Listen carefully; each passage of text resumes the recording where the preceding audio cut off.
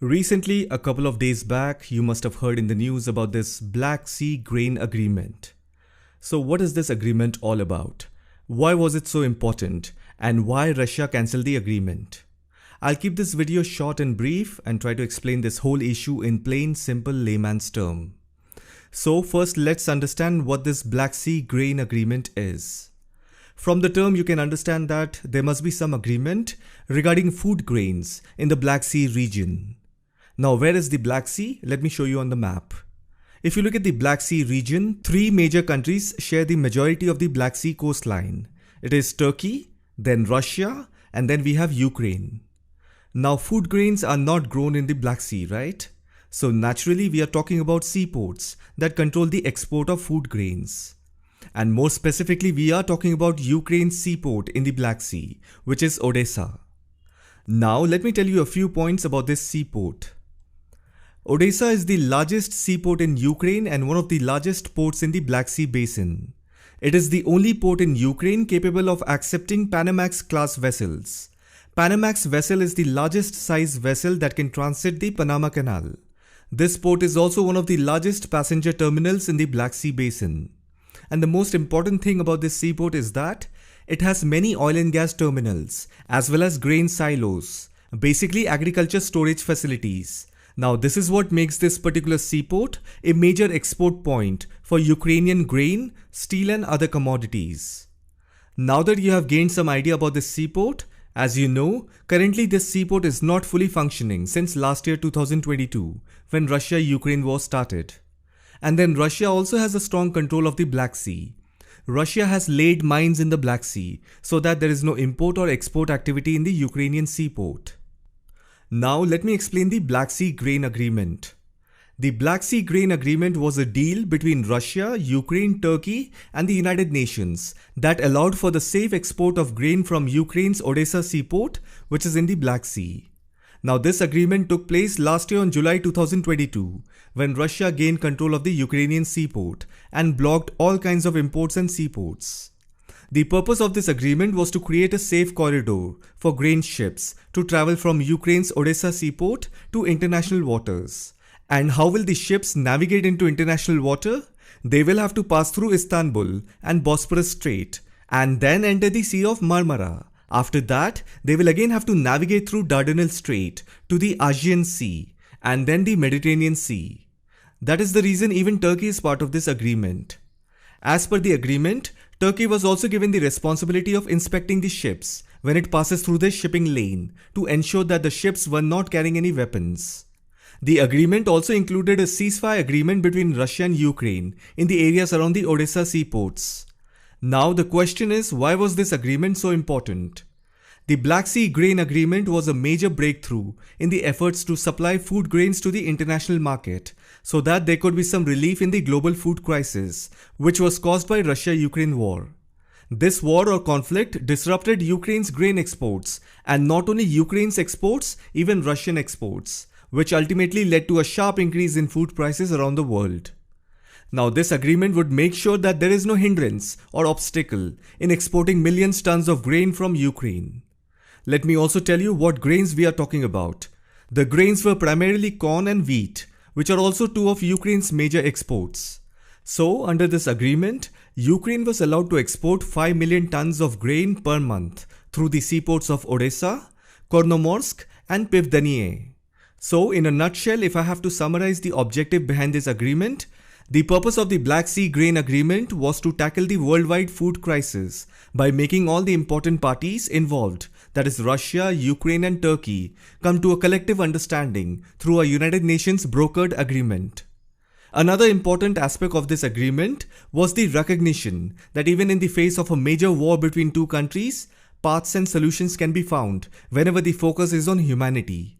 This implies that despite the possibility of war-like conditions between the two nations, the United Nations facilitated negotiations and agreements on certain matters, ensuring that other countries are not adversely affected. Now, from a personal perspective, the United Nations is often viewed as a namesake organization, so I wouldn't give that much credit because it is heavily influenced and controlled by Western countries. There are numerous global issues where the United Nations has been criticized for its lack of substantial action or intervention. Anyhow, the Black Sea Grain Agreement was finalized on July 13, 2022. The agreement was initially set to expire on July 17, 2023, that is last week. But Ukraine requested another extension of 120 days. But Russia was not interested in any further extension. Russia has refused to extend the agreement after it expired on July 17, 2023. Now the big question is, why has Russia refused? The reason they gave is that their own shipment, that is Russian shipments of food and fertilizer, had not been allowed to resume. So why would Russia agree to any more extensions? If you see, even this makes sense. Obviously, Russia is not doing anyone a favor. It is a very simple tactic. If you agree to my conditions, I will agree to your conditions. So what do we learn from here? The United Nations and Turkey are also involved. They are also part of the negotiation. As I said, United Nations is heavily influenced by Western countries. Leave them aside. Who is left? Turkey. Why did Turkey and United Nations persuade Russia to give 60 days extension? Because Ukraine was asking for 120 days, which Russia refused. But these two parties, Turkey and the United Nations, they persuaded Russia to give 60 days extension. But in the end, Russia said no and they cancelled the deal and locked the Ukrainian seaports. Russia has also placed mines in the Black Sea region. So if you analyze this whole situation, you will be left with only two conclusions. Number one, Turkey and United Nations were not being honest or trustworthy in their dealings with Russia. Basically what I mean is, Turkey and the United Nations were pursuing Russia to agree to a 60 days extension and lift its blockade of Ukraine's seaports. But in return, they were not fulfilling Russia's demands to resume Russian shipments. So this is one legitimate possibility. That is why Russia cancelled the agreement. And the second possibility is that Russia is not at all interested in giving any solution to the global food shortage. In simple words, Russia doesn't care what happens to the world, what happens to food prices, etc. Russia is evil, they don't care about humanity and the world. I mean, these are the narrative that the Western mainstream media tells us. For example, look at this outlet. Their headlines read, Russia holding humanity hostage over Black Sea grain deal. Do you see the kind of narrative is being rolled out? Personally, I support the first conclusion. Now, for those who support the second viewpoint, it is worth considering why Russia would be willing to cooperate and engage with the United Nations and Turkey, ultimately agreeing to 1 year duration of the Black Sea grain agreement. I will tell you why Russia agreed, because even Russia's own demands were being met. As I said, Russia is not doing a favor. It is a simple concept. If you agree to my conditions, I will agree to your conditions. There is no way you can say that Russia is an evil. If Russia had not desired it, this agreement would not have been permitted to occur in the first place. And now when Russia saw the United Nations and Turkish duplicity, you can leave the United Nations aside because they will favor Western countries. So if you look at Turkish duplicity, Turkey is not being honest and trustworthy in its dealings with Russia. Furthermore, I would say even the United States is indirectly part of this agreement. You may not see their name, but they are also involved. The United States, being the primary provider of military aid and equipment to Ukraine for the war, may likely exert influence and play a role from behind the scenes. Do you think they will not exert influence and play a role behind the scenes? Even Ukraine has not cleared mines from its waters. Although Ukraine denies it, don't you think the United States is not aware of it? So this is where you have to understand that the United States and Ukraine's other international partners are not allowing the Black Sea grain agreement to be carried out fairly.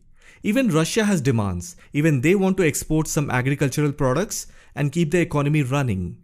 If the West is not interested in Russia's demands and they are setting up traps for sinking the Russian economy, don't you think Russia will not push back?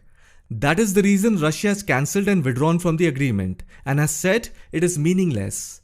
Russia has allowed this deal to work for 1 year, but now Russia's demands have been ignored. Now let me quickly tell you about Ukraine's seaport Odessa. Ukrainian port of Odessa is not in complete control of Russia.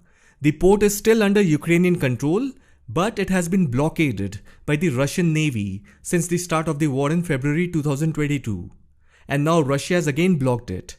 This prevents the export of grain and other commodities from Odessa, and this will significantly impact the Ukrainian economy.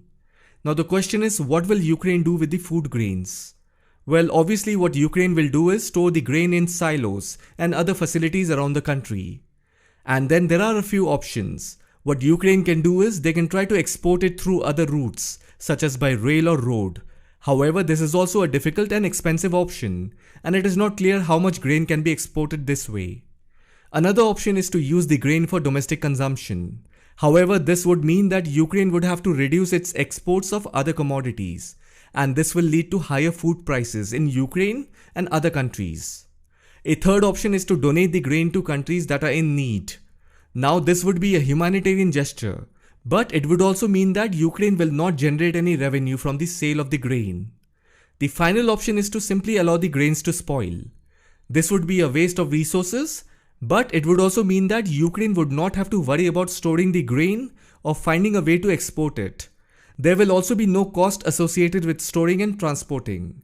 So if you see, the best option for Ukraine will depend on a number of factors, including the current state of the war, the availability of other export routes, and the needs of the global food market.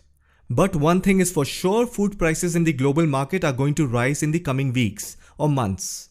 And by the way, Russia will not buy Ukraine's grain, since Russia is a major exporter of grain and it does not need to import grain from Ukraine. Even that option is not there. So the only solution that is left is that the West has to come up with a new agreement with Russia. Only then export of grain will be allowed from Ukraine through the Black Sea. So let's see what happens. I will keep you updated. This is everything that you have to know. I hope you found this video informative. Thank you for watching it.